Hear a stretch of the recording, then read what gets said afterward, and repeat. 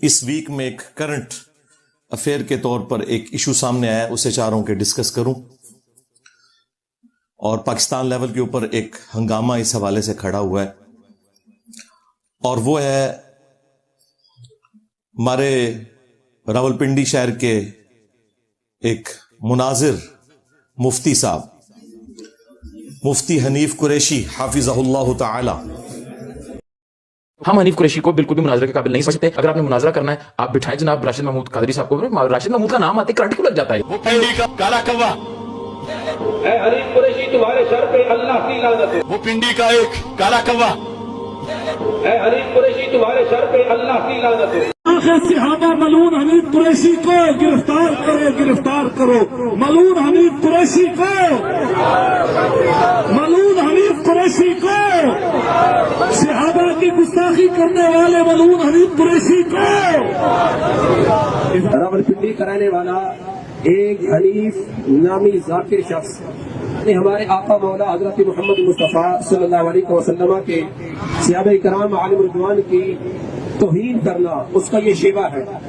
اور صحابہ کرام کی توہین جب تک وہ نہیں کرتا اس کا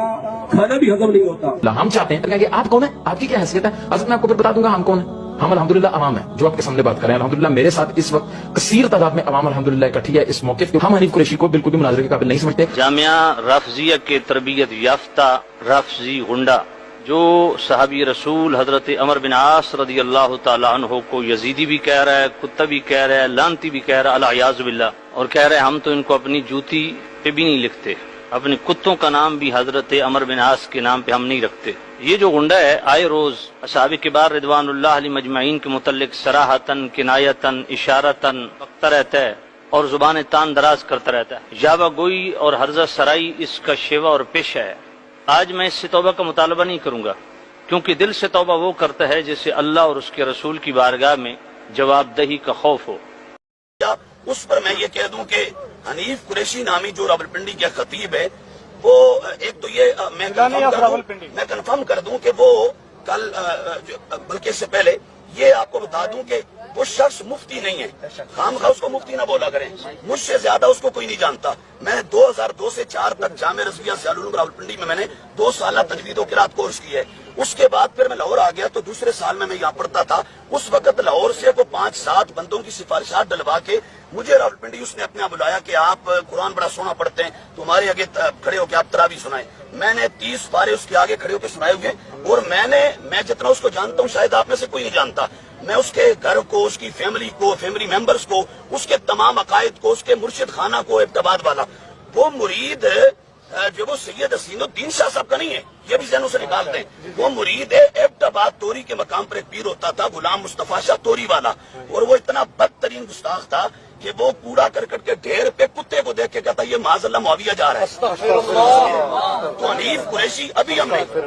نے بالکل لیٹسٹ ہم نے کنفرم کروایا ہے، ابھی لیٹسٹ ہم نے کنفرم کروایا تو یہی رپورٹ آئی ہے کہ حنیف قریشی ابھی تک اس کی بیعت اسی پیر سے۔ اویس ربانی صاحب، آپ اپنا وقت بھی ضائع نہ کریں، لوگوں کا وقت بھی ضائع نہ کریں، اور جو حنیف قریشی کو لے کے جانے کی آپ سوچ رہے ہیں، چونکہ آپ بھی اسی مکتبہ فکر سے تعلق رکھتے ہیں جس سے حنیف قریشی تعلق رکھتا ہے، تو یہ ذہن میں رکھیے گا کہ حنیف قریشی اہل سنت کا مناظر نہیں ہے۔ جن کا فرقہ وہ فرقہ ہے کہ جو باقی سارے فرقوں کو ہر وقت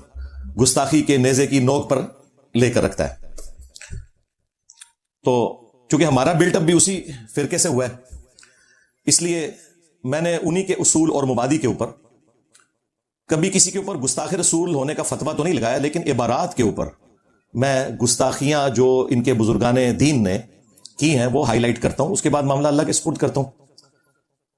اور اس مکتبہ فکر کو اب ہم سے شکایت ہے کہ ہمیں انجینئر صاحب گستاخ کہتے ہیں۔ وہ مکتبہ فکر جس نے باقی تمام مکاتب فکر کو پچھلے 100 سال سے گستاخی کے نیزے کی نوک پہ رکھا تھا، آج ہم سے بھیک مانگ رہے ہیں کہ انجینئر صاحب ہمیں گستاخ تو نہ کہیں، ہمارے بزرگوں کو گستاخ تو نہ کہیں۔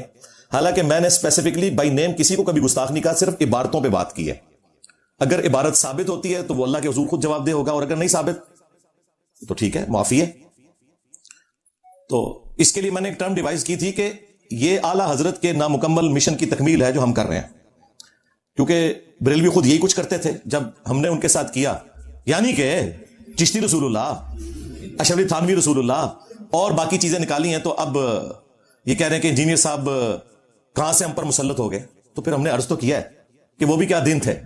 हम भी एक जिन थे, आज हम द्यो हैं, इन जिन्नों के भी प्यो हैं। हाँ, 31 साल मैं भी बरेलवी रहा हूं। हाँ, ये आप लोगों से ही सीखा था हमने कि बा खुदा दीवाना बाश बा मोहम्मद होशियार। तो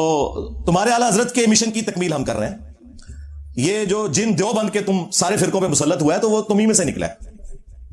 लेकिन हम में और इनमें फर्क है।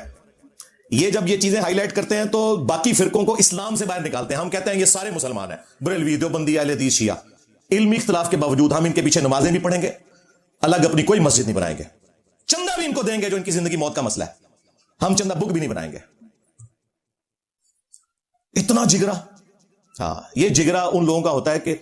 जिन्होंने अहले बैत अलैहिमुस्सलाम की तालीमात पर प्रैक्टिकली अमल किया होता है। बाकी लोगों में ये जिगरा कभी भी नहीं आ सकता। उनका काम तो सिर्फ तकफीर करके दूसरे फिरकों को जहन्नमी डिक्लेयर करना है। तो मुफ्ती साहब खुद अपने ही उलमा की जद में आ गए हैं। अगरचे इनडायरेक्टली मुझे फायदा हुआ है इस पूरे एपिसोड का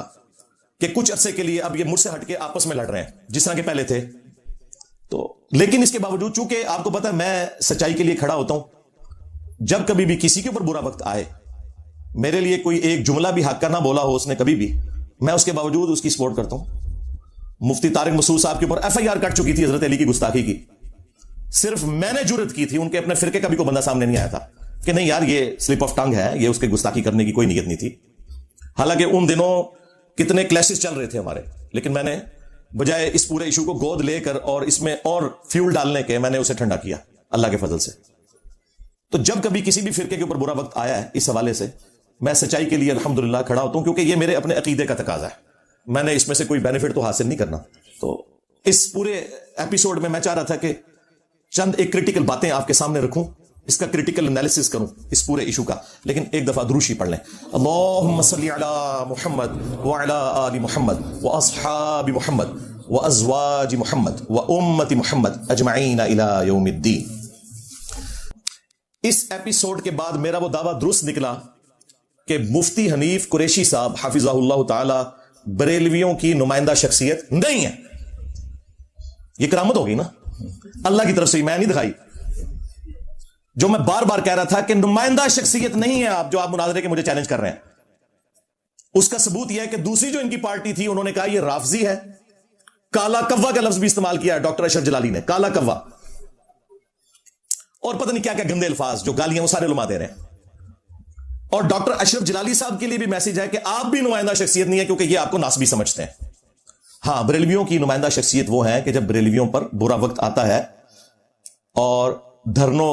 के इशू के अंदर जब एस्टेब्लिशमेंट को जरूरत पड़ती है, तो जिस शख्सियत को बुलाकर वो सारे के सारे मामले को सॉल्व करते हैं, वो नुमाइंदा शख्सियत है, यानी कि मुफ्ती मुनीबुर रहमान साहब हाफिज़हुल्लाह ताला।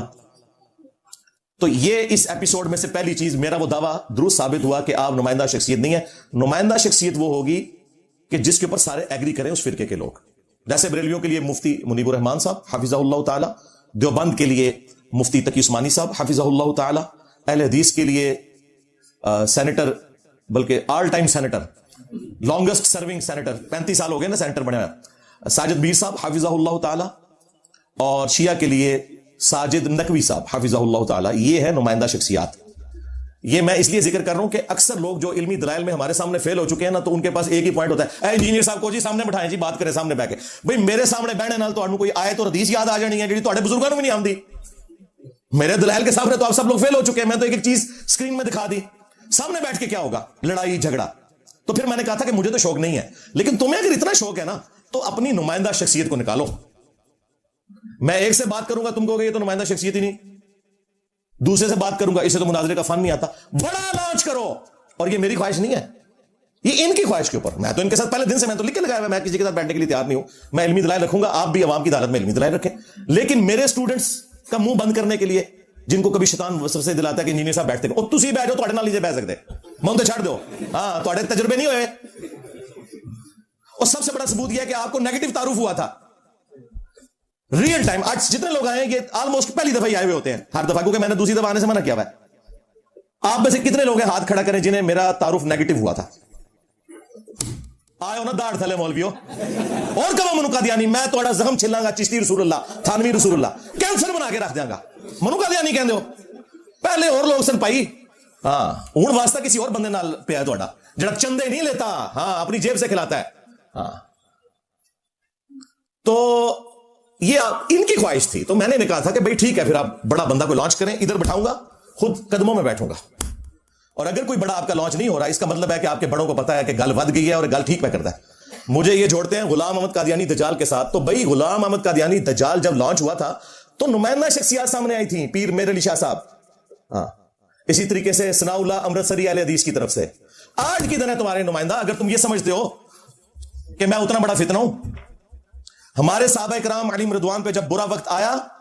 غزوہ حنین میں 12,000 کا لشکر تھا حضور کے ساتھ چھوڑ گیا صرف 80 بندے ساتھ رہ گئے ایک تکبر کا جملہ نکل گیا وہ سورہ توبہ میں اللہ نے نقل کیا کہ جب ہم بدر میں تھے تو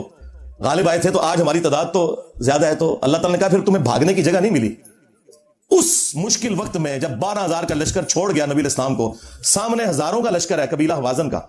نبی الاسلام اکیلے آگے بڑھے ہیں اپنے خچر پہ سوار ہو کر انا النبی لا کذب انا ابن عبد المطلب میں نبی ہوں اس میں کوئی شک نہیں میں عبد المطلب کا بیٹا ہوں تو آؤ نا تم بھی میں ہوں مفتی منیب ہاں بریلویوں کا امام کوئی شک نہیں نکل انجینئر باہر انجینئر جناب آپ کو یہاں بٹھا کے خود سامنے بیٹھے گا میں ہوں مفتی تقی عثمانی دیوبند کا امام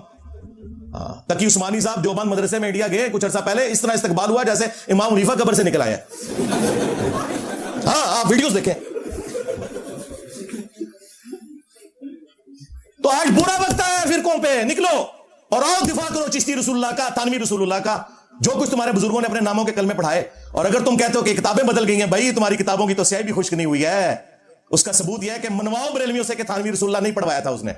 اور منواؤ دیوبندیوں سے کہ چشتی رسول اللہ تمہارے ابے نے نہیں پڑھوایا تھا آپس میں ماننے کے لیے تیار نہیں ہے اور ہم کہتے ہیں دونوں ٹھیک کہہ رہے ہو کہ انہوں نے پڑھوایا تھا بالکل ٹھیک کہہ رہے ہو اہل حدیث کو شوق ہے نکالو ساجد میر صاحب کو اور اگر اس سے بھی میں نے احسان کر دیا اگر یہ کہتے ہیں نا نہیں وہ یہ بزرگ ہیں آ نہیں سکتے ٹھیک ہے ایک ویڈیو بنائیں ویڈیو ٹویٹیں تو ڈیلیٹ کر دیں گے ویڈیو دو فوٹو شاپ نہیں چاہیے فتوا ویڈیو میں کہیں کہ یہ چھوٹو میرا ہے اس کی جیت میرے فرقے کی جیت اور اس کی ہار میرے فرقے کی ہار ہے میں چھوٹو کے ساتھ بھی بیٹھ جاؤں گا یار اتنا آسان کر دیا اور کیا کریں اور یہ بھی ان کی خواہش میں بار بار کہہ رہا ہوں مجھے کوئی خواہش نہیں ہو بھائی جو میری تصویر لگا کے ہزاروں کے ویوز لیں ویسے سینکڑوں لوگ بھی نہ انہیں دیکھیں مجھے کیا ضرورت ہے ان کے ساتھ بیٹھنے کی مجھے بتائیں ہاں تو یہ علمی پوائنٹ نمبر 1 تھا کہ یہ خود آپس میں ٹوٹے میں میرا دعویٰ بالکل درست